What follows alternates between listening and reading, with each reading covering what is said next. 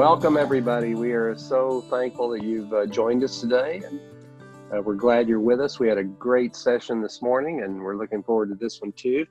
I really want to thank Renee for agreeing to be with us for practically this whole day. Some of you have met her before, and if you have, you'll be glad that she's back with us. And I want to thank our mental health task force, which helped me in putting this together. And I would like Alice Marshall, who you're not going to see, but you're going to hear, to introduce Renee on behalf of that mental health task force. Thank you all for being here. Alice. Thank you, Greg. So Renee Cox, she's a mental health professional with a private practice, but has also done extensive work and continues to do that work with the State of Washington's Criminal Justice Training Commission. She even rides out with the police force to help provide crisis intervention training to law enforcement officers and improve the response in the community. She's done several workshops for us, including de-escalation training, crisis intervention, and suicide awareness and prevention. So Renee's approach is really grounded in compassion while being informed by science, and she uses her real-world experiences to create that deeper understanding of the ways we can better support ourselves and others in difficult circumstances and keep one another safe. So we're thrilled to have her speaking with us here today. Be sure to ask her plenty of questions. Thank you, Renee. Great, thank you both. So absolutely ask questions. We should have plenty of time to do so. This morning did kind of a different round of this for an hour and a half, and we had a solid half an hour of questions available. And I think we could have even more now that I practiced and can focus on certain areas, and maybe some of those questions will even get answered along the way. You will hear the science-y aspect. I say science-y because I'm no medical professional in the doctor arena. I may have doctors and nurses out there listening. I talk in lay people language, but I am a science geek. I really love the understanding of physiology, how that impacts how we feel emotionally and vice versa. Really, really love that angle. And I think as you'll hear as we go through the afternoon, that understanding can not only help us because we have an awareness of it, but then when we have that awareness and knowledge, we can then do something about it. And so that I'm really going to try today to do some education, validation. This is what might be going on for you, but then also solutions. I really am a very solution-based person and want to make sure you're getting what you need in that area. So I'd encourage you now to think about and even write down for yourself at this point, what you hope to get out of this time, what you hope I'm going to address. And then as I go, if you haven't heard it be addressed, I think I'll take a pause even before the last question and answer section to make sure I had enough time for new topics if that was necessary. So I'm going to screen share for most of this, and I will start to do so now. Oh, host disabled participant screen sharing. Could one of you, dear fellow hosts, please? Here we go again. Yes, hey. We should have learned this. Okay, I'll do that. Hang on a second. While he's doing that, the first slide, While he's doing that, the first slide is just my contact information. So I'd encourage you to write it down if I don't answer all the questions today for you. If you have a question that feels more personal and you'd rather. Renee, it says you're a co-host now, so I think you might be good. Yep. Okay, thank you, Bishop Rickle. So I believe there's an ability in chat, not in questions and answers. Actually, I shouldn't say that. There's an ability in either chat or questions and answers or both to ask an anonymous question. If I see that it's anonymous, then, obviously I'll just read it as it is written and we're good. But again, to contact me in the future if that is of need. So now I will go for that. Okay, here we go. Okay, and really, Alice very accurately covered the majority of what I do right now for work. On paper, I'm a licensed mental health counselor, which we really, if you know this, we use counselor and therapist very interchangeably in my world. And PTSD and stress and anxiety are probably the top arenas of what I work with in my private practice. I say that all together because I believe that extreme stress and trauma and anxiety are all one in the same spectrum. They're very related physiologically, and we'll talk about some of that as we go. All right, I'll give just another moment to get down my phone and email, and I can always come back to it. I also plan on sending out the slides. All right. If you didn't get it, please don't worry. We will get that to you. Okay, so you might have seen that the topic title had survive or thrive. Can we do both? Of course, that's not a simple answer. We're going to talk about first, what does that mean? What does it mean to thrive? What does it mean to survive? And let's talk about how we're all being affected right now for very obvious world reasons. We are thrust into this survival world. So to thrive, we need essential needs met. That's physical needs, that's physical safety, that can even be emotional needs. Emotional needs are important enough to acknowledge. I put that as a second line, as you can see. And then if we are not in a peaceful, safe place, both emotionally and physically, then our physiology we can't relax. We can't, or at least we can't fully relax. We can't be fully cognitively present. And I think I want to start with just acknowledging that, because I really hear people beat themselves up a lot, especially with right now, this pandemic. People beat themselves up a lot. People have high expectations of themselves. But I think what I'm seeing, or I know what I'm seeing, and I think the reason is right now we have so much empathy because we know the world is going through this. We may know somebody who's already died of COVID, but if we don't, we know there's people out there that do. So there's so much empathy that we need to be careful that we're balancing that empathy for others with empathy for ourselves. More than ever, I hear my counseling clients and friends and family, not just my clients, saying, but other people have it worse, but I shouldn't be complaining. You know, I'm getting to the point where if I have rapport with you, I will get pretty firm. Just stop it. Be nice to yourself, be kind to yourself. You deserve that empathy also. This is not a time to step back and compare. Yes, if you are a compassionate, empathetic person and part of what you do, let's say what you do for a living or what you do personally is you're there for those, go be there for those people. Make sure you're taking that time for yourself, and we'll hammer that home throughout the afternoon. A lot of you, this might remind you of the Maslow's triangle. When we talk about those emotional needs being met and those physical needs being met. If you've seen this before, be patient while I review, because those of you who haven't seen this, it's great. I learned it for the first time in undergraduate psychology, again in graduate school, and I use it a lot. I've used it a lot throughout my 22 years in the field with folks because it's fairly perfect. It was a psychologist named Maslow. I don't remember his first name. Maslow, and it's called Maslow's triangle, or the hierarchy of needs. Abraham. Thank you, Abraham Maslow. Thank you. So at the bottom there, you can see basic needs. If we are homeless and we're not warm, we're not rested, we don't have food and water, you can't expect thriving at all. Your body knows, our brains are wired to know that we have to deal with that first before we can go to any of these other levels, definitely to be successful at these other levels. So a very close overlap, there's even overlap, I would say, of course, with physiological and safety. And then let's say we're physically safe. We need emotional safety. So if you're a teacher, or you may know this anyway, you know, teachers are really, if they're trained well, to notice the children with emotional issues and problems, and because maybe there's not emotional safety in their life. And so in the classroom, one, that could be the only emotionally safe place. But because of the way, again, our physiology works, is that kid is probably not all the way safe, and that is less conducive to learning. So we know that an aroused physiology leads to not as sharp cognitions.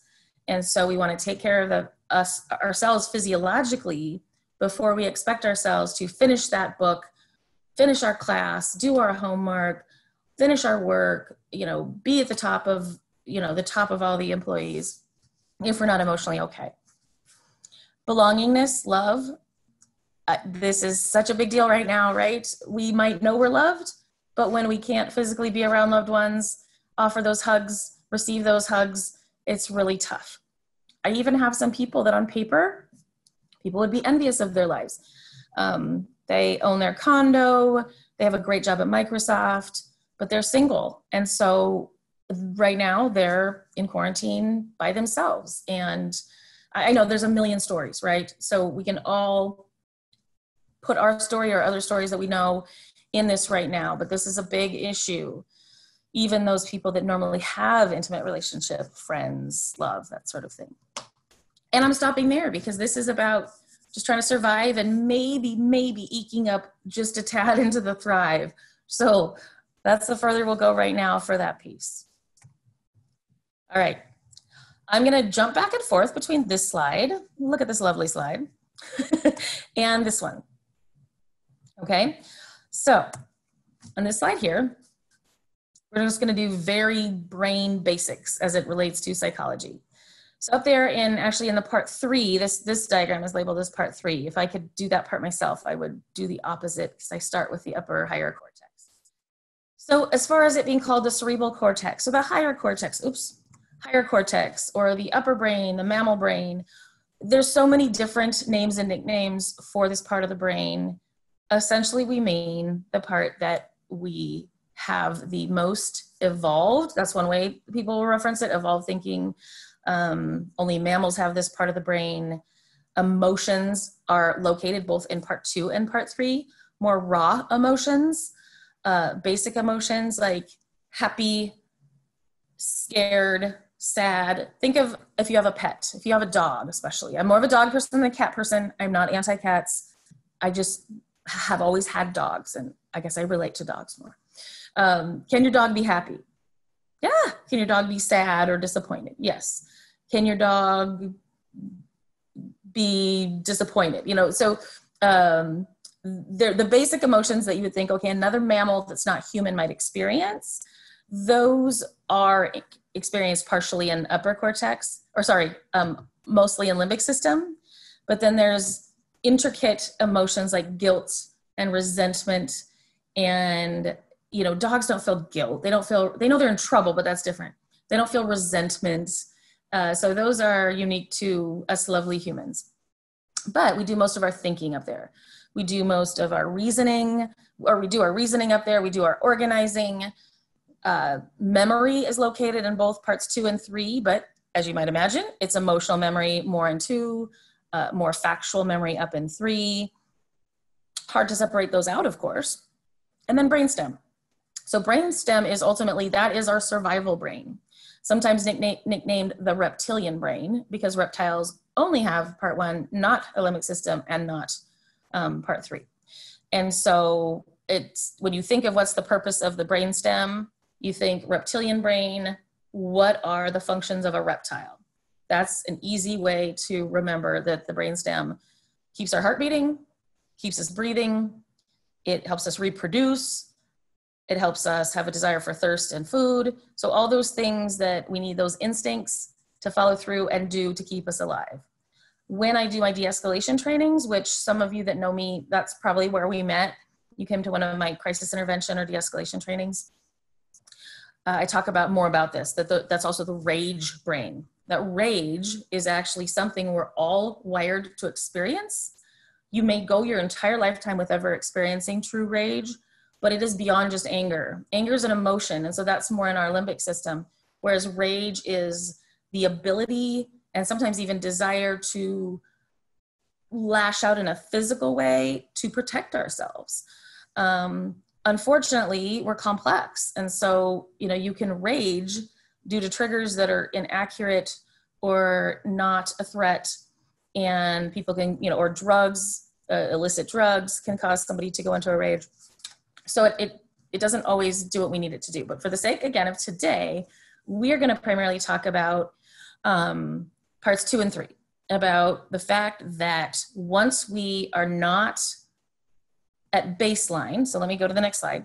So baseline is what I'm going to call rest and digest. You've heard of fight or flight, of course. That's the nickname for the sympathetic nervous system, Well, the nickname for the parasympathetic nervous system, which is the opposite of that, is rest and digest. So that's when we're calm, that's when we're thinking, that's when we are sleeping, that's when we are, actually you can go into fight or flight when you're sleeping if you're having a dream where you need to fight or flight. Okay, back to the rest and digest. This is where we are analyzing the looks on people's faces, is up in our higher cortex. We are making social decisions up there. Emotions can factor in, but this is kind of the functions of that upper brain. So when I say baseline, I want to acknowledge that everyone's baseline is different. If you experience anxiety, you may say, gosh, Renee, I never feel that I'm fully rested and calm. And I'm sorry for that. That's difficult. It can be difficult. So when I talk about baseline for today, I'm going to talk about what we would ideally want for our baseline. And that would be to not feel like we're having to appraise the threat that's around us, that we're not having to be vigilant or hypervigilant, that we're not having an increased heart rate and blood pressure and all that. And that's, of course, you probably know, what comes along with fight or flight. What I want to talk about that might be new information for some is kind of this pre-fight or flight state. So again, for the visual, once we, I'm trying to think. Can you see my mouse? Bishop Rickle, can you see my mouse? Somebody? Yes, yes, I can see it. I think everybody Thank can. you. Okay, excellent. So this right here is our amygdala, limbic system. And these two pieces here kind of look like a kidney bean. And what happens when we, from our sensory, so a lot of our sensory, this is our sight. I know hearing is somewhere on the side brain, probably it's in the upper brain, but probably to the side here on the outside. And when they take in stimuli from the outside world, then they send a signal here and get a read. So it takes a threat appraisal. So right now, if I heard a big bang, which I have heard several big bangs because there's construction out there, and I'm really glad this webinar is when it was, because the lunchtime hour, you would have been hearing the construction also. It was that loud. But let's say I hear the bang for the first time. I'm gonna maybe be on alert. Whether I'm conscious of being on alert or not, it might be different. But physiologically I am. So my amygdala says pre-fight or flight, threat appraisal. Is that sound a threat? The cognitive brain then gives signals back. No, it looks like a garbage truck. I don't think it's a threat. It sounds like a garbage truck. I don't think it's a threat. And without anxiety, without post-traumatic stress disorder, the amygdala shuts down and doesn't go beyond pre-fight or flight. It doesn't go into fight or flight. So if you have anxiety, if you have a lot of stress, if you have PTSD, that might not be the case. Your cognitive brain might be saying, hey, dummy, meaning that's how we can feel. But it's real. It is the amygdala saying, nope, I still feel threatened. It might not be logical. It might not be based in fact right now, but I feel threatened. So it may not have that ability to calm down. Okay. If anybody's wondering why the heck Renee is bringing all this up now, is we are in a super unique time in our lives. You know the obvious, that we've never had a pandemic in our lifetime. We may have relatives that lived through a pandemic and heard stories, but this is a first for, I think, all of us under 90. And one of the things that people aren't realizing is that we're not at baseline. Probably none of us. I mean, you may have moments where you are, where you feel peaceful, where you're doing meditation, where you're saying your prayers, that you may truly feel that. But there's this level of stress that's really close. It's maybe close to the surface, maybe a bit further down, but we're not fully in that, the rest and digest. Most times, you may feel fine until you go to the grocery store. Now you're out and about. It might be that you feel a direct threat, that people are standing too close to you or they're coughing near you. But it also could be that you're driving by a park and you see tons of people not social distancing. So it might be that that's the perceived threat. That's not a direct threat to you at that moment, but you might feel your anger rise because why aren't these people following the rules? That is also you're not in rest and digest. You're in that, when's the next shoe gonna drop? When's the next threat gonna come? And we're all a little elevated. Now I'm bringing this up because one of the things that's been fascinating to my science geeky mind and psychology geeky mind over the past 2 to 3 months now, however long we're into this, is that I'm hearing the same things over and over from very, very different people.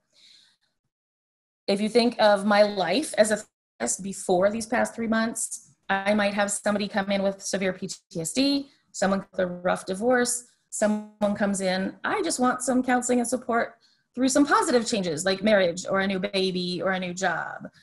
I might have somebody with ADHD. I might have somebody with some psychosis, all over the board. 2 things. 1, there's not, okay, if you hear my dog, he's excited and he's rolling around the ground, and I'd love to let him out of the room, but he's my dog, and so he'll just scratch at the door. Okay, come here. Sorry, I was hoping to not have to do this. Come here, come here. There we go. That'll be good now. All right. So, and of course I lost my train of thought. Gosh darn, could one of you pop in and tell me where I was? Where was I? Hello? Bishop Wickle, Carrie, Alice, thank you. Yeah, I was so intrigued by the dog. I'm not sure I know at this point too. All right, I'm going to carry on. I think I know. So I'm hearing the same thing, everybody, whether it's again, diverse clients that I have, or if it is my family, if it's my friends, and I'm going to fully put myself in this myself. And the other piece, before I tell you what those things that I am hearing are, is that it's the first time in my career where I can't hide that I'm going through the same thing. My people are all over the map. Thank you, thank you, thank you. So if I were going through a divorce and a client was, I wouldn't disclose that. It's about them, not me. Not that I'm having a perfect time with it, but then I go to my counselor or my friends for support. But I can't hide that I'm a part of this. So it's really interesting at first. It was challenging for me. At times made me feel like, oh gosh, am I being a competent therapist? Because I'm really struggling too. I know, it just means I'm human. I get that now. But on the other hand, it has changed the dynamic of therapy. It has changed the topic. Everybody is bringing this up. Some people for a 5-minute check-in, and then we focus on other things. There are some people, this is the entire content of their entire hour now. So we really, it's fascinating how we're all in this together. Yes, very different circumstances. But here's the specific things I'm hearing. The roller coaster. Everyone is describing that instead of saying, oh, how are you doing with all this? That's not even an applicable question, because we would need to say, oh, how were you last hour? How are you this hour? And some of you might even be thinking, or minute to minute.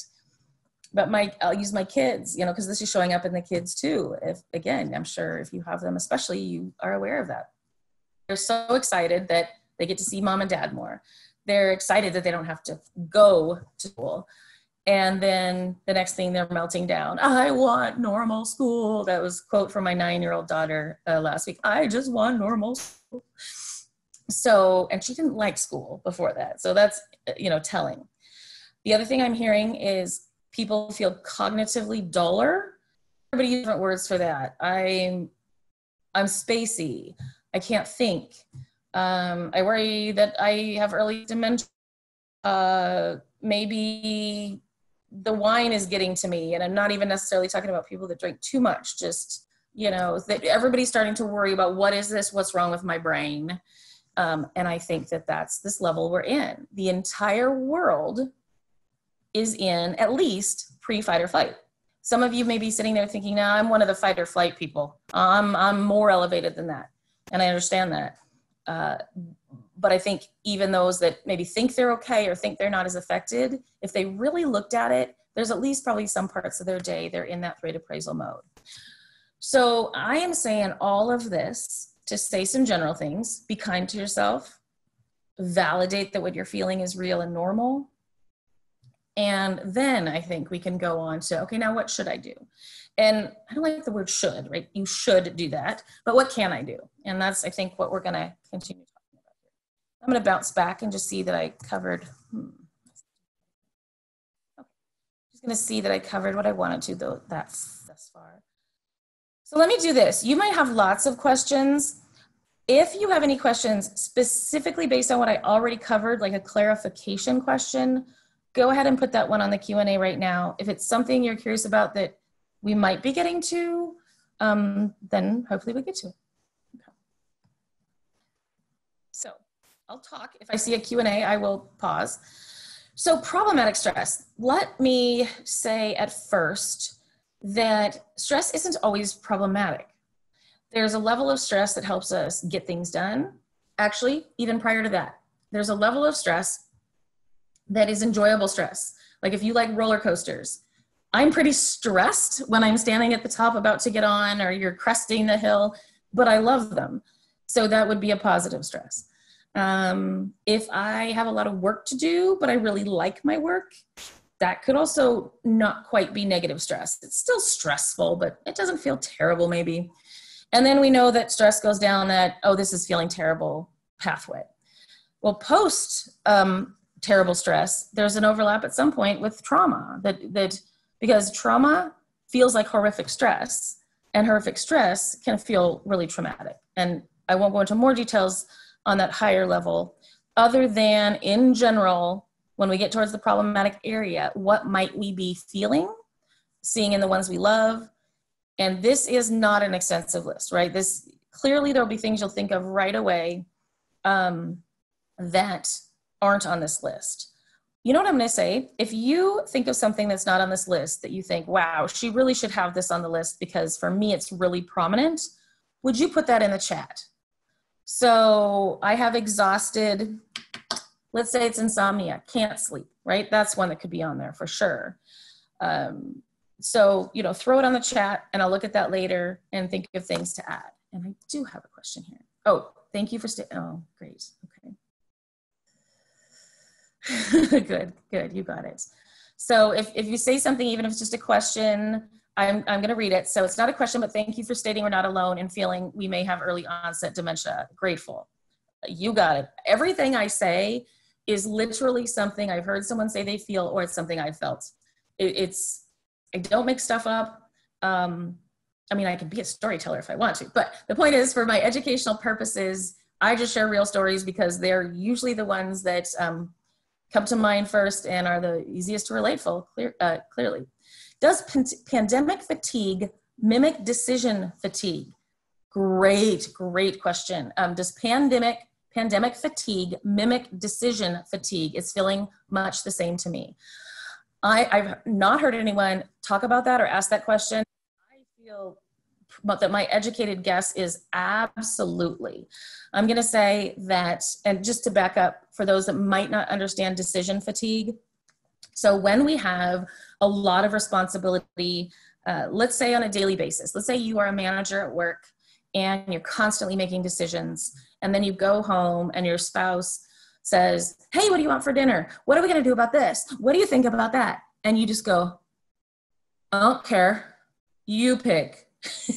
That is a quick way of saying what decision fatigue is. So in other words, lots of pressure, lots of roles in life, maybe a lot of stress. We can definitely get to it fatiguing us.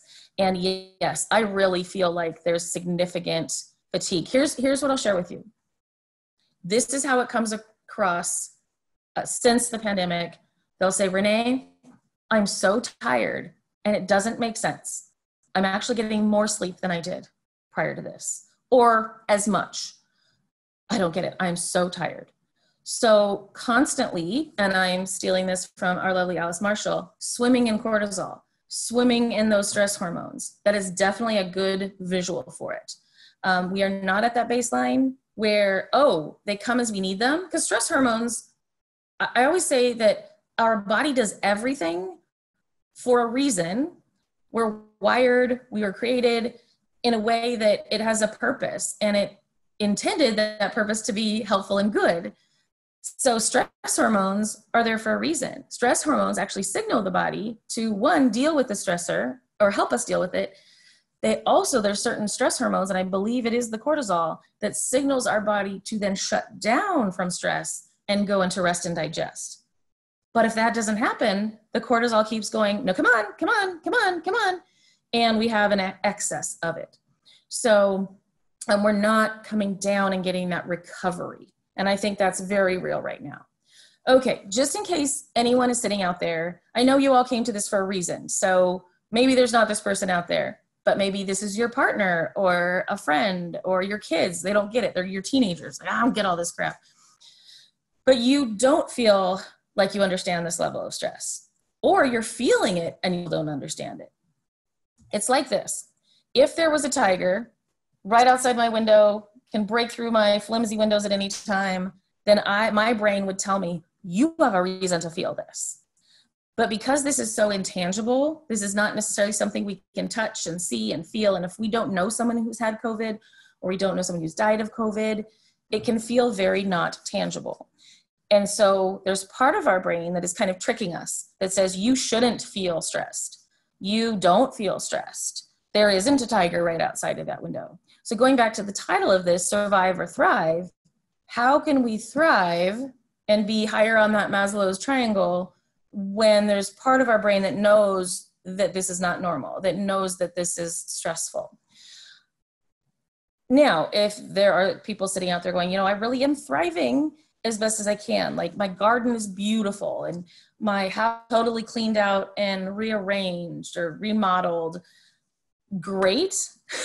I'm jealous and proud of you. But also don't be surprised if you have a bad day, if you have a bad week, if you have a bad hour, you haven't failed. You know, you have to know that that could be happening at some point for you. Okay, back to this list.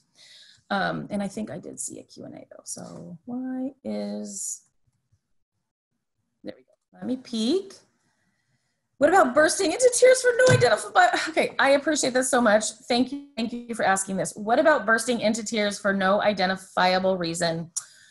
Oh, thank you, because I am having the reaction that I'm having because I've done this 2 or 3 times now. And literally one was nothing. Or nothing that I was aware of. The other 2 I kind of had a sense of. There's a little older female at the Costco gas pump, and she looks at me and she's got her mask on and I've got a mask on, and she says, I can't figure out my credit card. Can you help me figure out how to put this in? And instantly in my head I went, oh my God, her husband's died of COVID. She's never had to get gas on her own. She's totally struggling. And it was all I could do to help her with her credit card and leave before I got in my car and burst into tears. And guess what? I made up that entire story in my head. It could be that she's new to Costco. She's a new Costco member. That's the only reason she, so that, yeah, I get it. And yes, people are saying roller coaster. Each hour can be very different. They are saying, I am so sorry. I'm doing a webinar to about 50 to 70 people. Thank you. That's an 11-year-old. And I'm so sorry, I really am. My husband's working out of a home office and he's not in a place to corral them. And they say that putting your kids in like crates and like handcuffs is bad. So this is the best I can do. I'm sure you're all very understanding about that. So, the emotions that come out of nowhere, that is one area that and I'm sorry that I didn't do it before this seminar, that I want to do more research on, like, physiologically what's happening when we burst into tears out of nowhere. I mean, I know the rough answer. It's the same thing I just shared with you, that we think we're at this baseline level when really we're not. And so we're closer to that limbic system. We're closer to those normally not a trigger. But there's probably more stuff out there. So what else am I hearing? Yeah, the exhaustion, the cognitively duller, the minute-to-minute changes, yeah.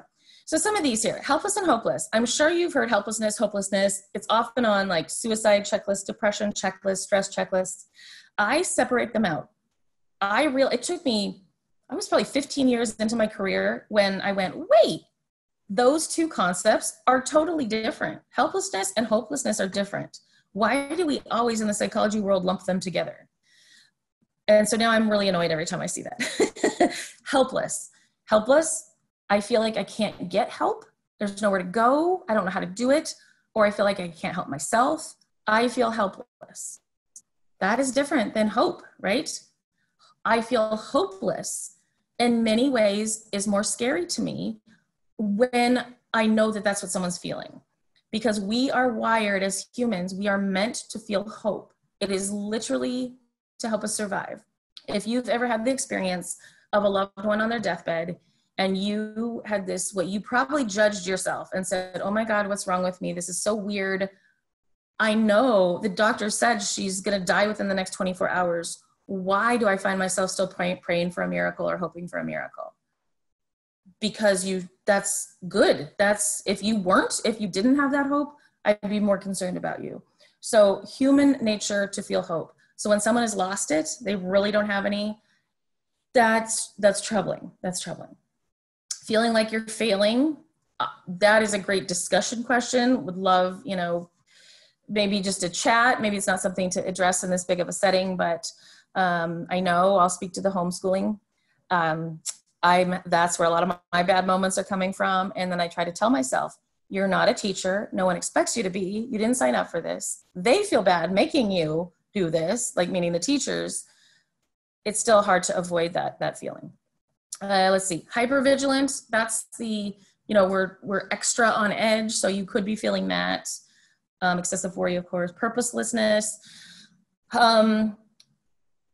Because I self-disclose, that's far from my reality right now, where I can check a lot of these other boxes, but I have too many things to do. So that's not, but if you are someone who, I have a client who, they are in a financial situation that she's able to stay home. She loves their gardening and they don't have kids, but they have pets.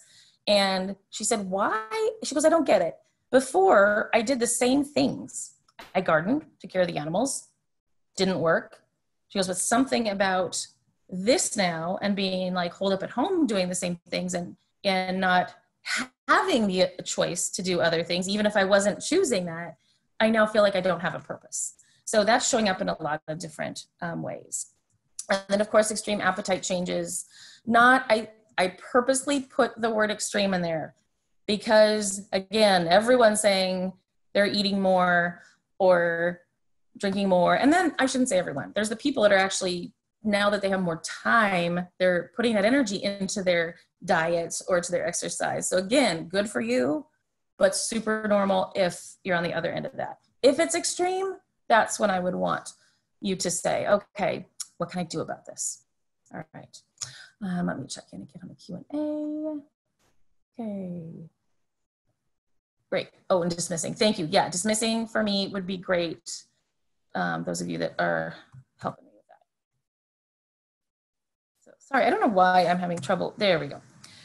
Okay. We are almost to the slides about the kind of the what to do's. And so I'm checking my time. Oh, good. We're doing really good on time. Grief, change, and fear. I didn't have a great title for this slide. I typed that out and then I thought I'm going to leave it because, and there's probably 6 more things I could write as far as what we're feeling.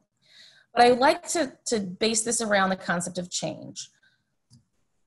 Different personality types, people who love change and variety and spontaneity, people who don't so much. I am finding that no matter where you were on that spectrum, this feels different. This doesn't feel like the fun, spontaneous. I mean, there's nothing positive about a pandemic, right? There's people that are seeing silver linings. Yes, more family time, more family game night, sure. And I'm not dismissing that.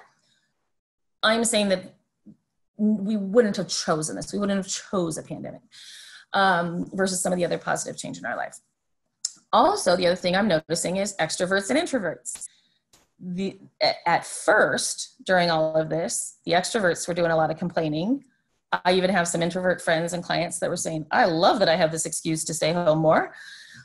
And I would say about 2 weeks ago, on average about 2 weeks ago, my introvert clients and friends are like, this is miserable. Again, this is kind of the little sciencey thing in me. To me, it just proves how much we need people. whether you're an extrovert or introvert, and I don't take one as good or bad, but we need people, and we need face-to-face people, and not just Zoom meeting people. You know, it's not the same. I have clients that are like, I will not do Zoom therapy with you. I need to see you. I don't know what it is. I just need to sit in the same space with someone I talk to, especially about personal things. So we'll talk about that later. Are there therapists out there that are doing in person? How would I get to a therapist if I did decide I want that at this time? So I'm actually going to get to that. Grief and loss. Do you think this is there grief and loss in this? And I'm not talking about losing people to COVID. Of course, that's grief and loss.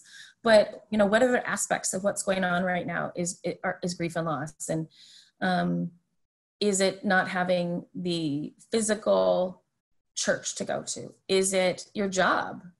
There are people that have lost jobs. Or if you didn't lose your job, but you're working from home, there's people that still feel grief and loss of not having that collegial relationship with their coworkers.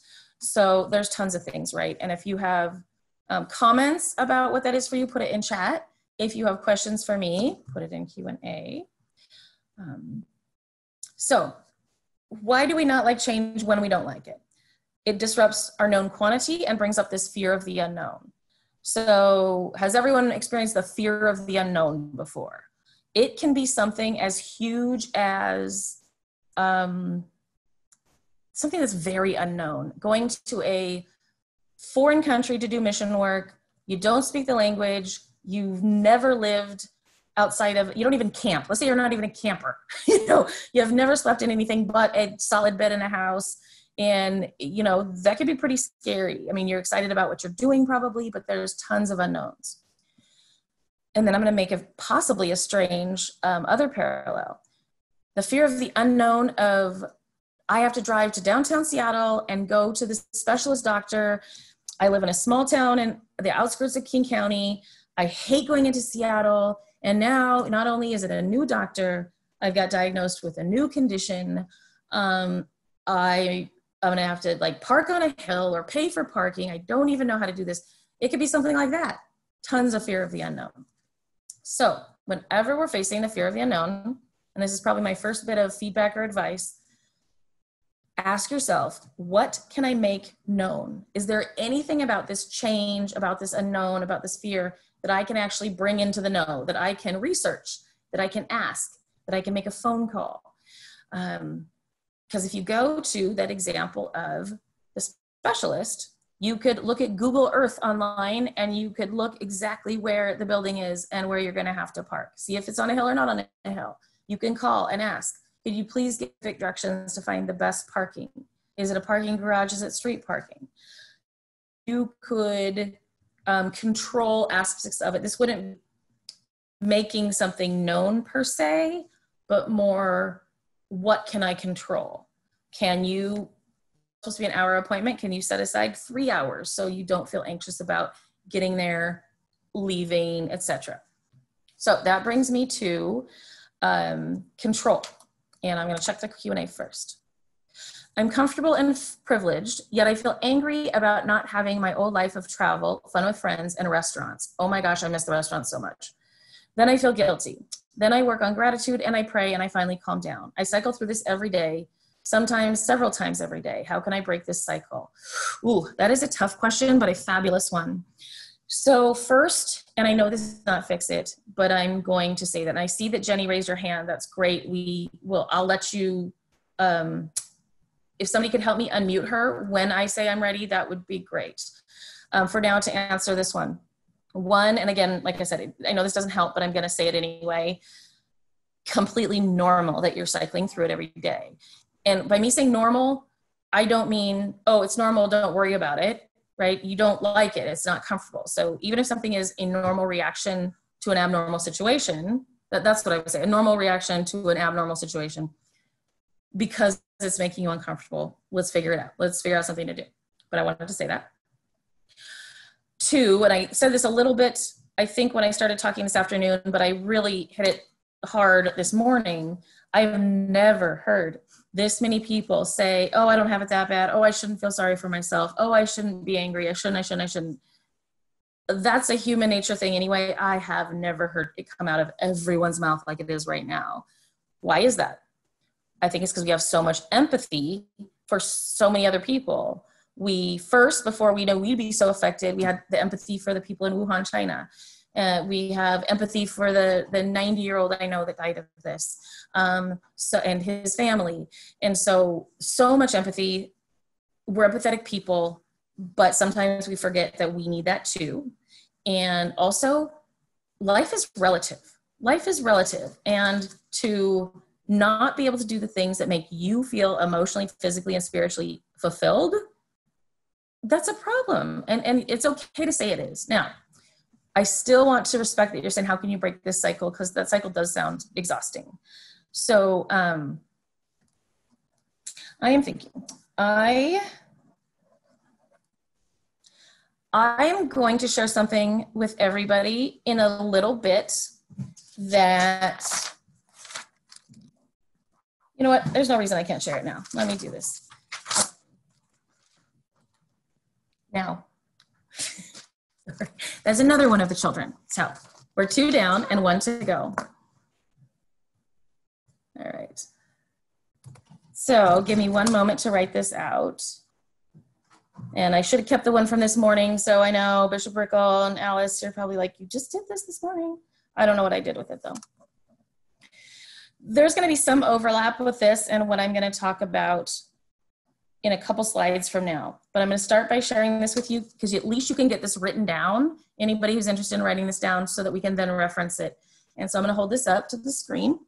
Okay, my screen is so small. Here's what I'm going to do. I'm going to do stop share for a minute, you guys, because then I can see this better and make sure it's in the picture. Okay, so what I have on this drawing, if you can see, is upper left, I have triggers, and it starts out with the event itself. So the event is the pandemic. Triggers are anything that make us think about it and think about how we're affected during the day. So that's triggers. Bottom left is emotions. Upper right, physical.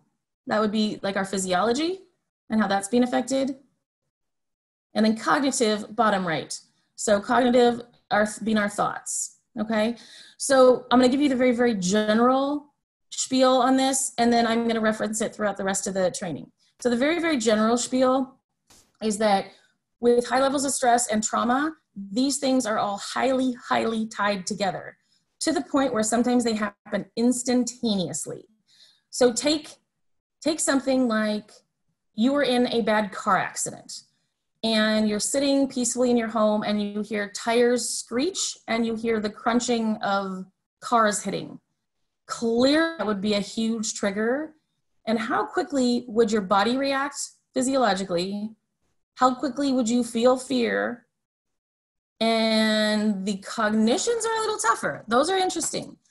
They're there. The thoughts are there. They just, depending on something, they may be very conscious, they may not be. So a very conscious thought with my car example would be, I'm gonna die. I'm gonna be hurt. But that could be under those layers. But this model is a fabulous way to walk ourselves through negative feelings, just negative feelings, all the way up to extreme triggers and stress. So forgive me for putting you on pause for that, but we're gonna come back to that. Okay, so I'm gonna leave, if we could leave this question up there so I don't forget, that'd be great. And now I'm gonna screen share again. Nope, wrong screen. Where is it? There we go. I don't know why we're back there. Okay. So, continuing on this, let's talk about ambiguity for a moment. So the visual for this would be black and white. Black's over here, white's over here. Not saying one is good or bad, it's just the two extremes, black and white. All the gray, right? All that gray that would be in between. The gray is ambiguity. We as humans tend not to love ambiguity, some more and less than others.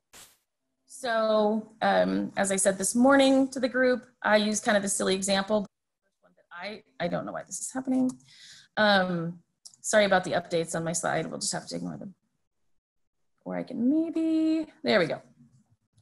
So silly example, but it's the first one I learned, and so I always just share it. You meet a new person, you think you might be able to become friends with them, the two of you agree coffee next week.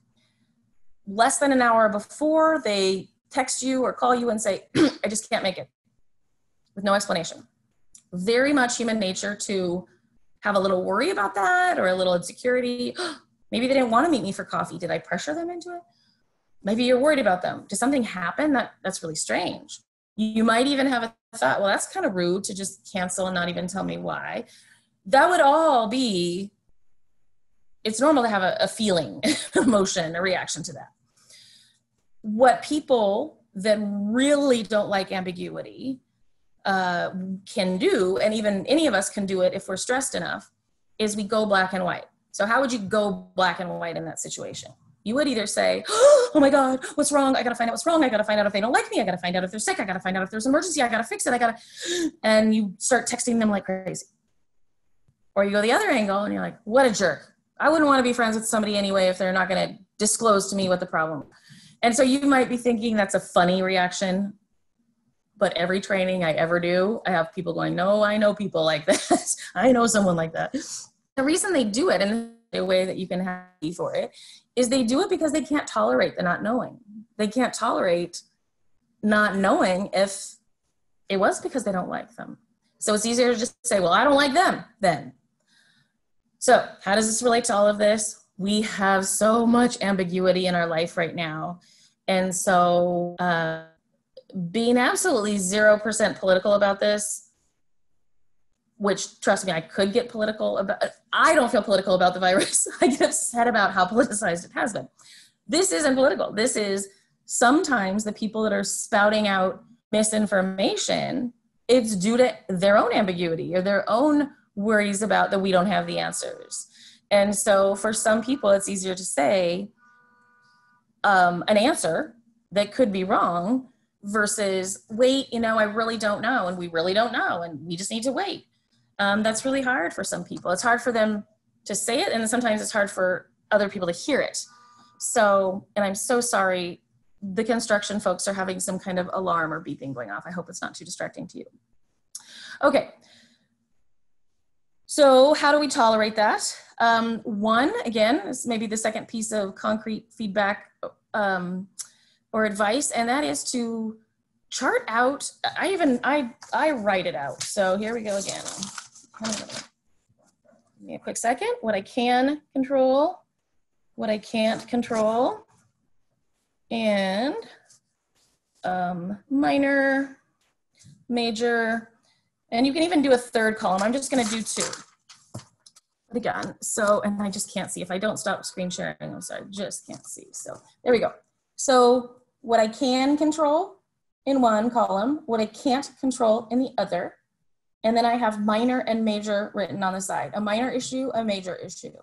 Sometimes if you enjoy this exercise or this is a really big issue for you, you can do a third column, like super trivial, somewhat important, deal breaker, life urgent thing. So you could even do 3 if you wanted. The point is to, one, really look at what you can't control and try to come up with coping for that, right? Because if you can't control it, it's not easy. It doesn't mean, oh, okay, I figured out that I can't control it. Great, that's so easy to deal with now.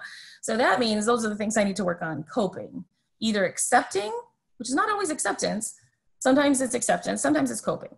Okay, on the other side, what I can control, I like to address both the minor and the major, because sometimes if you have all these minor things you can control, sometimes doing that list makes you feel better. I feel more successful, I feel more accomplished, and now I have more energy. It might even be more emotional energy to do the bigger things. Or you go, I have such limited energy, I'm gonna leave the trivial one and really try to focus my energy on the more major things that I can control right now by doing some research about this, by finding out a doctor that is doing in person, by, whatever it might be. Okay, question, that's right. So, okay, go back up to,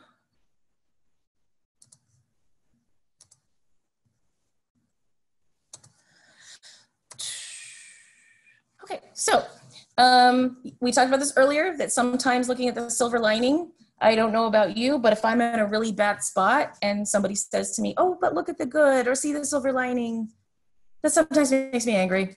I'm going to be honest. That is sometimes like, I don't want to hear that right now.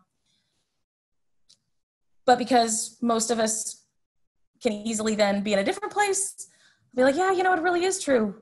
I'm seeing my kids more. That's actually great. I'm going for more walks because I can, you know, so seeing that silver lining or the positive in the change. Directly or indirectly reminding yourself what is the same. So directly sitting there going through the list, like I still have this, I have my physical health, I have, you know, contact with my kids, even though it's not in person, whatever it might be. But then also the indirect, meaning your routines, things you can count on. You need to add more of that back. Is there more routine and more structure you could put back in your life? And I can say a lot more about that. I'm just trying to give the overview right now. So you can see at the bottom, periods of transition shake up your foundation and your stability, but they also come with opportunities. That's another way that if somebody's really resisting the idea that anything positive is going on right now or anything positive is coming out of this, just using the word opportunities, because it's not saying it also comes with a good side. It also comes with some silver lining.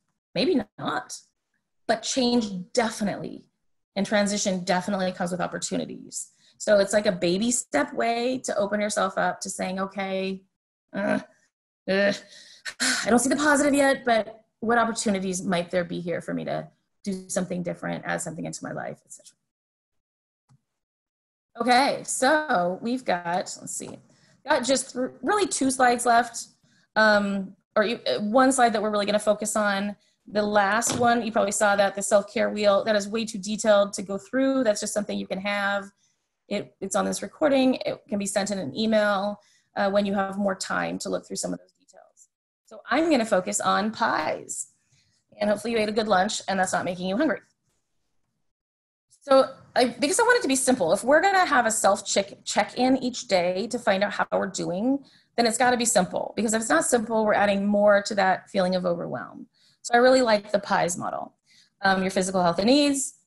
Are you getting enough intellectual stimulation? Are your emotional health and needs being met? And your spiritual health and needs. There's a lot of overlap depending on who you are and where you get your emotional health. So, right, so emotional health might be because you're exercising. Emotional health might be because you're staying really involved with your church, right? So there might be overlap. So I thought I want to have you leave with at least one thing today in each category. So we have half an hour left, so I'm going to be very quick through this, and then we'll do official questions and answers. So start thinking about those. You can even start to punch them into the Q&A. And I will go back to that square as well. All right. So for physical health and needs, I wanted to bring up movement because we always think exercise. And I don't know about you all, but there's been times in my life where exercise feels like a huge amount of pressure, that it has to be difficult. It has to be at least 30 minutes a day, whatever your own mindset is. But there's proof that our serotonin is boosted in our brain when we move. And I mean like me walking to that door, me standing up, because our hypothalamus, which regulates body temperature, says, hey, Renee's moving. It means her body temperature might increase. So get that serotonin ready. So you don't even have to put the pressure on yourself to fully exercise. It's just move more, stand more, stretch more. And then the belly breath. And the belly breath is huge, really important. It is diaphragmatic breathing. So those of you that know you diaphragmatically breathe or that you're a belly breather, keep it up. Those of you that either quick exercise, change my screen to do this. So you put your hand on your chest. Uh-oh, my internet connection is unstable. That is not good. Okay, in case that actually stopped you from hearing. It's okay, Renee, we're hearing you still. It's just okay. wavering a little bit sometimes, but just keep going. We'll tell you if it goes out. Okay. So hand on your chest and hand on your belly. And I know you can't really see it, but you get the picture. Hand on chest, hand on belly. And then you start breathing. And first you kind of do an assessment. And the assessment is you figure out, am I a chest breather or am I a belly breather? And the way you know is which hand moves more. So if you, are these my two hands and your chest is really going like this versus your belly is really going out, that's your assessment. The healthiest, most natural, most oxygen producing breath is a belly breath. Strangely, most adults are chest breathers. A baby, they're belly breathers. They lay on their little crib on their back and their little belly goes like this. They innately instinctually know that's the right breath. But then we learn to sit, we put on tight clothing, we are told by society or specific people to suck in our gut, don't stick your belly out. So we have all these reasons that we start to breathe wrong.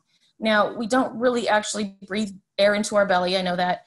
But because when we stick our gut out, it moves our diaphragm down, which sits at the bottom of our rib cage. It helps us open our lungs up more than if we just do this with our chest. So what you want to do is practice. When you breathe in, you let your gut go out. When you breathe out, you let your gut collapse. And you do that every day, as many times as you think about it, until that becomes a natural way of breathing for you.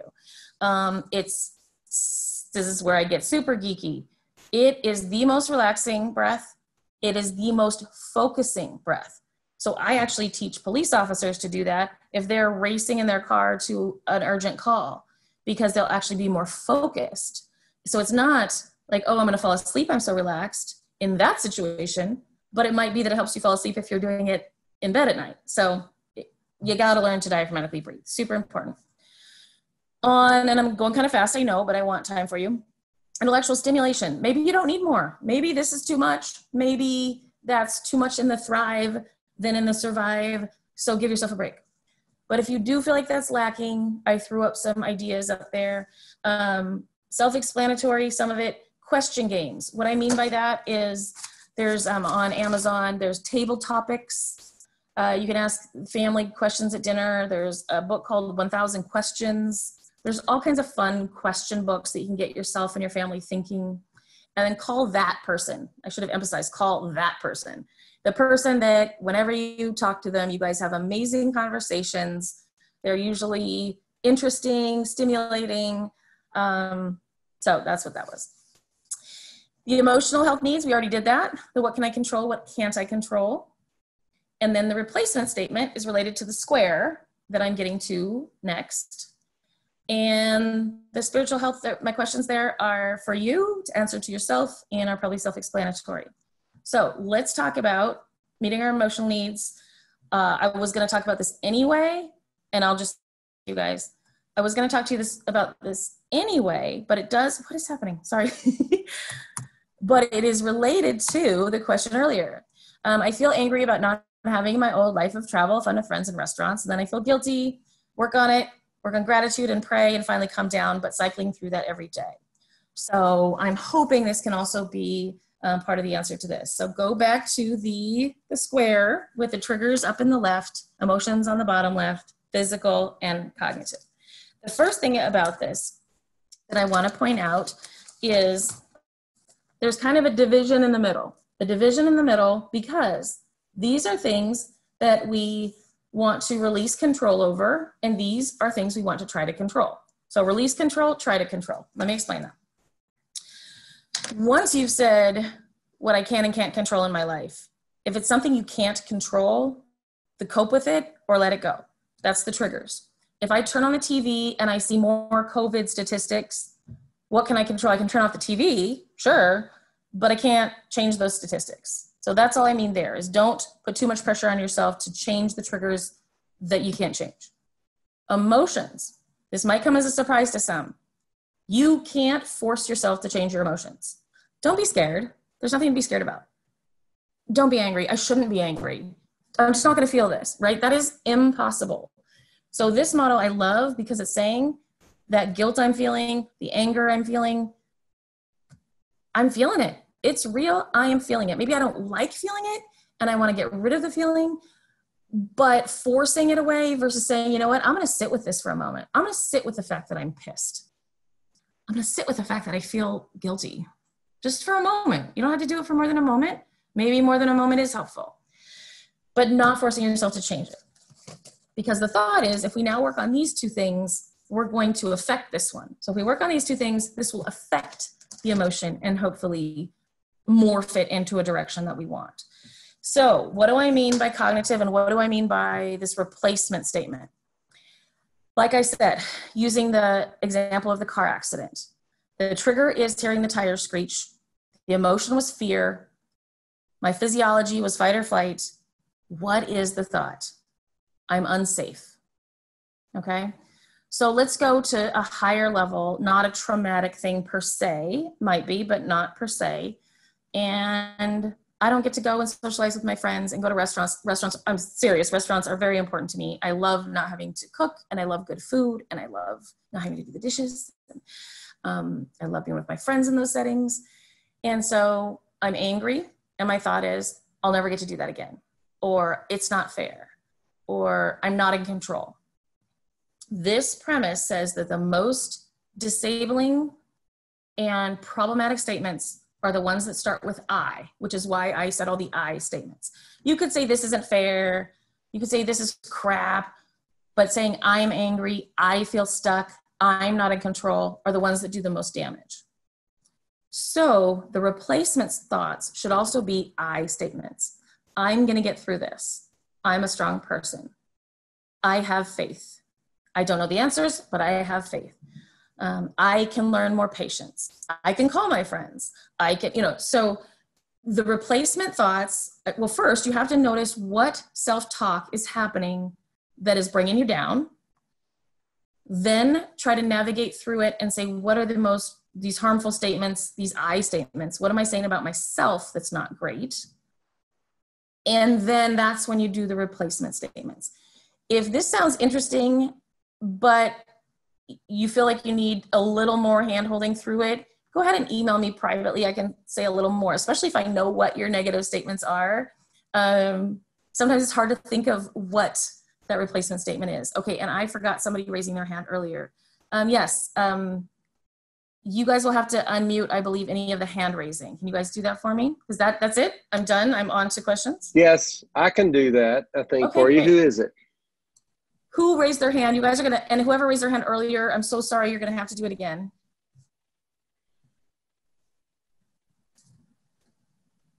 Because it only shows up really quickly on my screen. So please raise your hand again, the two of you that I think I've seen raise your hand. Oh, and I'm going to stop the share.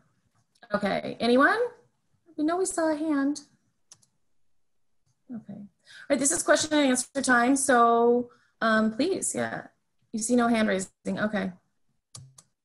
All right, so let's, you can simply put in the questions and answers, any questions you have.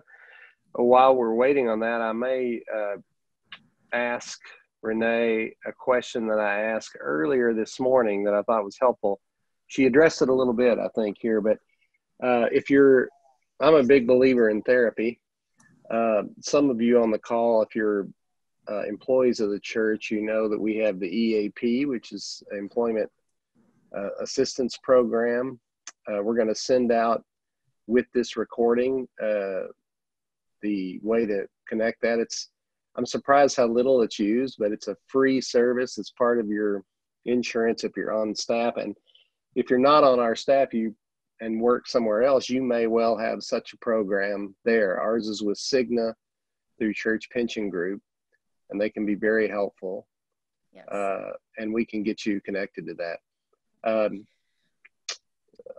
Let's see, what else did I want to say? I want to say that we're going to try to put all the resources that she has talked about into one place so you can find that. Also, I offered support groups. It was an all clergy meeting this morning. There's some of you on this call, and we already are building a support group, an online support group, to kind of continue the conversation. And if any of you on this call, any non-clergy who think you might want to have an ongoing support group, I'm happy to coordinate that too. If you send me an email or let me know, we will connect you so that you could possibly be in an online support group as you go forward. So the question I was going to ask Renee is therapy right now online. And if somebody's sitting there saying, I want to go to therapy, but I don't even know where to start, Great. Yeah, you got it. And I see in Q&A there was a really good question. I'm also going to get to that question, I promise. So as far as this, though, you can see I screen shared your EAP. So this is the EAP that was shared with me. Yes. And Bishop Rickle is absolutely right. If you work for a city, you work for a corporation, even sometimes small companies, they have employee assistance programs. And the reason it's such a general term is because sometimes it also includes like financial planning or legal service, but at a minimum, they always include some form of free counseling. Sometimes it's only 3 sessions. If any of you happen to be Microsoft, they offer 12 free sessions. It's amazing. And so just do that because it's super confidential, it's paid for, and most EAP companies, really vet their people. But definitely assert yourself and ask for what you need. I want somebody that has this specialty or that specialty or this bend, etc. We had a question come in through the chat. Okay. So when you're ready, you go through this as you want and then let me know. Great. So I wanted to say that if you have Regents or Primera or Kaiser or Aetna or Cigna or whatever you might have, really the best is your insurance website. And that's usually listed as behavioral health. And search specialties there. And then if you don't have insurance, you're going to have to find somebody to pay cash. Go to Psychology Today, and actually go to Psychology Today anyway, because let's say you have Primera, you go to find a provider. They only tell you pretty brief about the provider. Take the top 3 names down, 3 to 5 names, and then see if they're on Psychology Today, because a lot of us, it's only $30 a month. So a lot of us have profiles in Psychology Today where they let you say a lot more about yourself, what your approach is, what your specialties are, if you have a spiritual bend to your counseling. So that's a good site as well. Okay, the question and Q&A, and then I'll get to the question in chat. The question and Q&A is a really good one. It's about setting boundaries during this time, and I hope it's okay to share. It's anonymous, so I'm going to assume it is. That even with the church right now, that with everything that's going on, there's a lot of need for volunteers, a lot of requests for volunteers, and that I imagine feels like a lot of pressure. And, pandemic boundaries, they actually worded it pandemic boundaries. I think that's a great idea. As you heard me say, the oxygen mask concept, they tell you got to put yours on before your kids go on. I feel the same way here. And the oxygen mask analogy is a good one, except for there's times when you just put on yours. In the airplane, I would put mine on my kids also every time. But right now, I heard a flight attendant say one time, put them on any children and anybody acting like children. Oh, that's funny. That's good. Yeah. Well, and the difference being, that would be a matter of my child's life or death. Here's the analogy. If I'm sitting at home and my kid's like, mommy, I need you, just give me attention, and I'm really at my wit's end, I'm probably better saying, I can't right now, if her physical needs and safe, she's safe, and going and not putting on her mask at that moment, and just going and doing something for myself. So I feel the same way. Now, I'm imagining whoever put that question out there, I'm going to imagine what I would be thinking, which is, Renee, if it was only so easy, sure, I believe in helping myself, or sure, you're saying set the boundaries with the church, but that's not so easy. And I get that. It's not. I would either pick the person you trust the most and make contact with them and be pretty upfront and say, I can't keep saying yes. There's another trick that I do for myself, which I love. I never let myself say yes right away. I used to do that. I'd answer the email right away. I'd pick up my phone every time it rang. I don't answer my phone now. I'm like, I'm going to wait to see who it is. I might even know who it is. I'm going to wait and see what they want. I get an email that asks for something. I'm going to sleep on it. So buy yourself time before you say yes.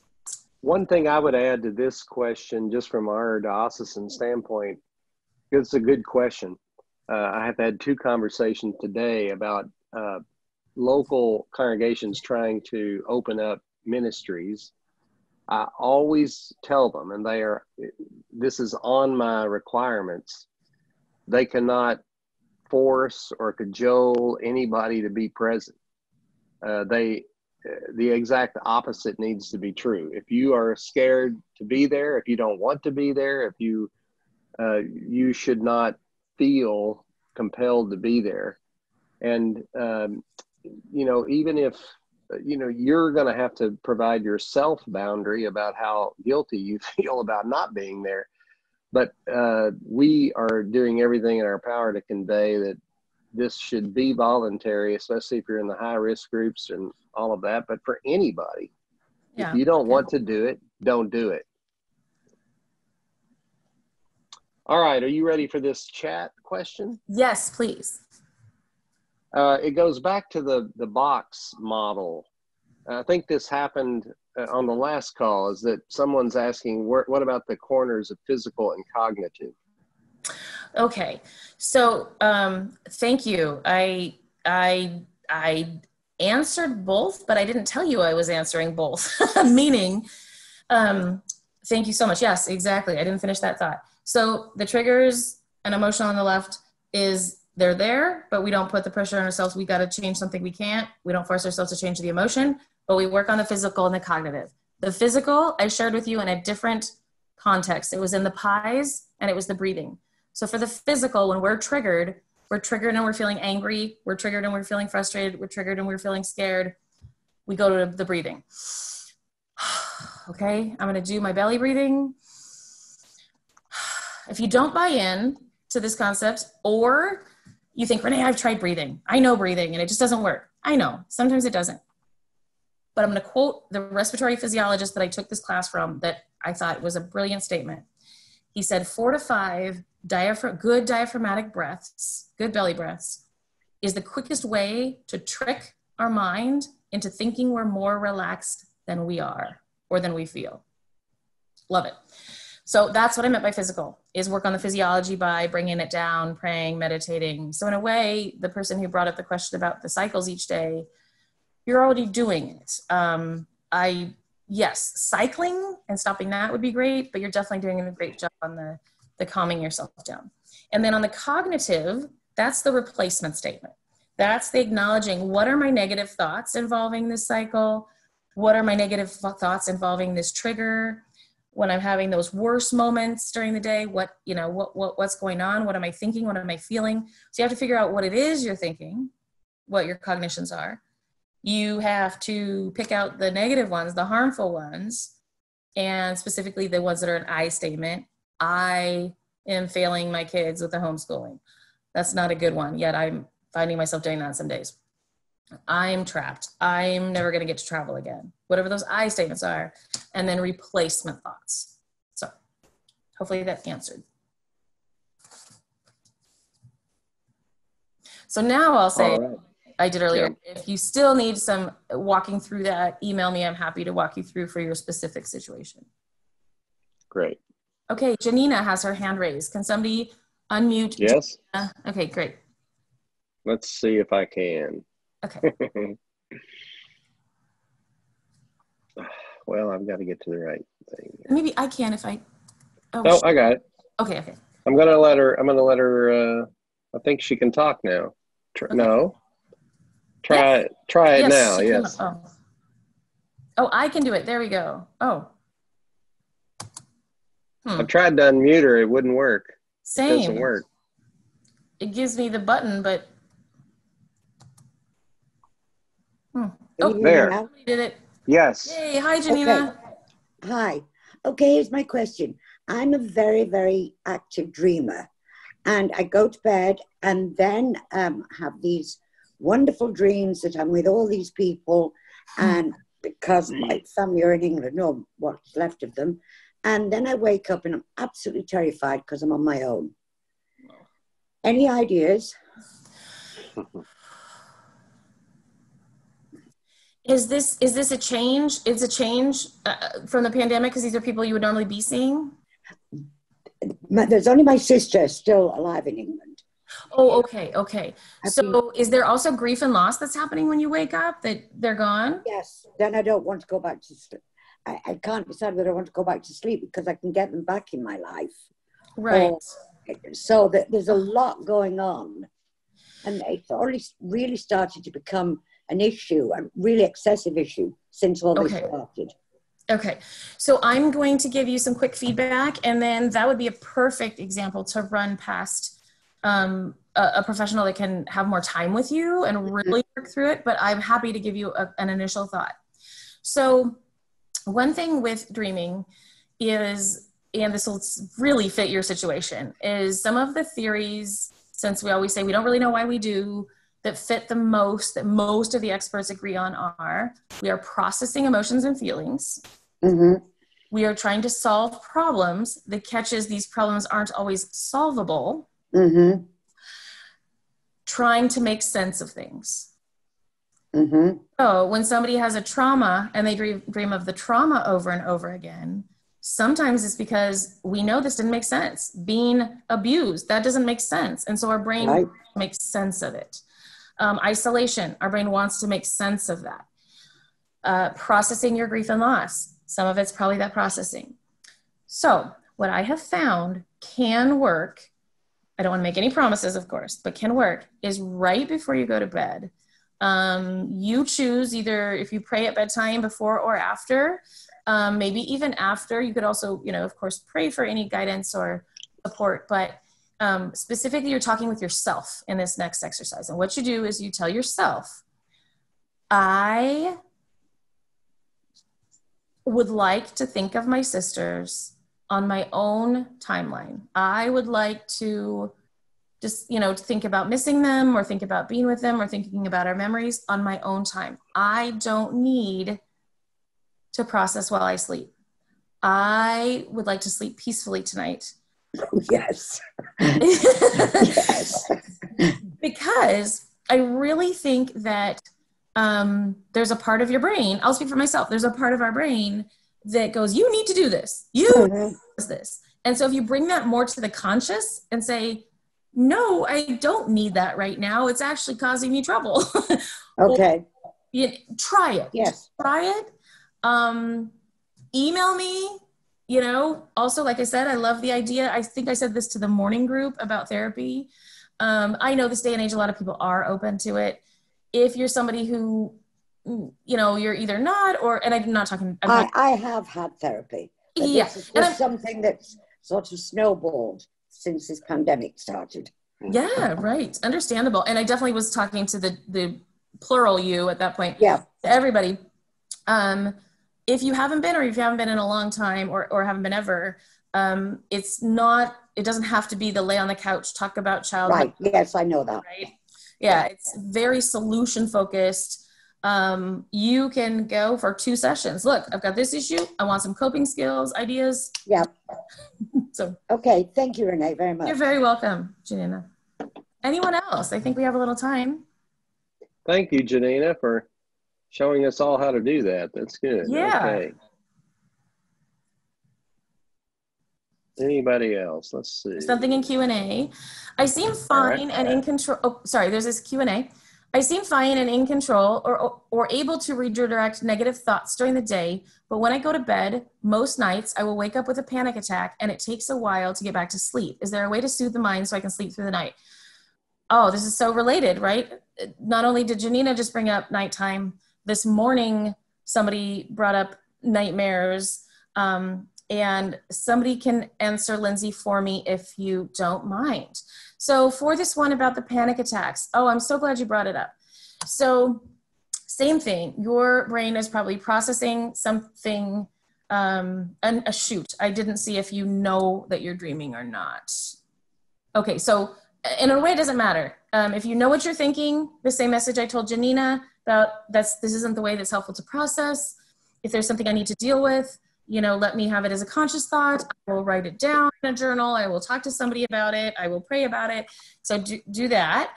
If it isn't, if you're saying, I don't know, I wake up with a panic attack. I don't know what you're already doing directly. So I'm going to kind of give you the bigger picture and then the exact at the moment. Exact at the moment. If you're not already doing this, get yourself to the side of your bed, put your feet on the ground and spread your legs.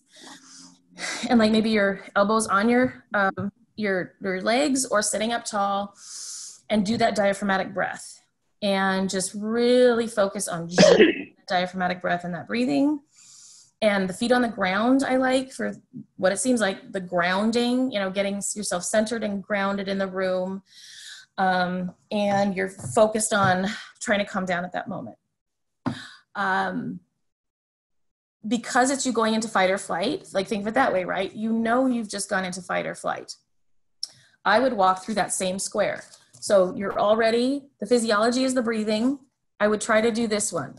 So even if you're not sure what the thought was that caused the panic, say, this is about fear. Here's the reasons I have right now to let go of that fear. I'm in my home. My bed is safe. I can process tomorrow. If you know what you're triggered about, you could acknowledge that, write it down. And if you're interested, whoever asked that or anybody else for that matter, I don't have enough time right now. I've got something I could share with you that's like a little mini meditation. It takes a little bit longer to explain. And I like that for kind of getting myself back centered if I wake up with a lot of anxiety or a panic attack, which I have woken up with a panic attack before. So I can relate to that. Okay. Anyone else? All right, I thought I saw another one, but I didn't. So I think we must be finished with Q&A. And we're right at 3, which we said we would try to get you all out of here, but I'm going to give anybody one last chance to ask Renee anything as we thank her for being with us for this day, and to Alice and to the Mental Health Task Force. Also want to really thank April, my executive assistant, and Carrie Allman, our internet strategist, for being behind the scenes and helping us do all this today. Somebody asked whether it would be recorded. It must have gotten answered, but let me say it to everybody. It is being recorded. We are going to touch it up a little bit and make it as presentable as we can and put it out so that you can watch it anytime you want, and that others who may not have been able to be on the webinar can watch it later as well. So we'll send out a link so you're able to see it. So that's the answer to that question. Any other questions? Oh, one just came in, it looks like. Let's see. Great. I can look at it. What about handouts? Well, we're going to definitely, the slides will be part of the presentation, but I don't know if we can get those or not. Oh yeah. What I will do is I will email you and Alice the slides. All right, great. So we will put those with anything that we send out. So you'll have a link to those as well. All right, everybody. Thank you. Right. Blessings to all of you. Thank you. Stay well. Wash your hands. Oh, that's great. And we will gather again, I'm sure, at some point. Let me make sure there's something in the chat. Just a big thank you. Several people said in here they may watch this again. Thank you, Renee, for being with us today. And thank you, everybody who's on here. All right, we shall sign off. Take care, everyone. Thank you so much. Bye-bye.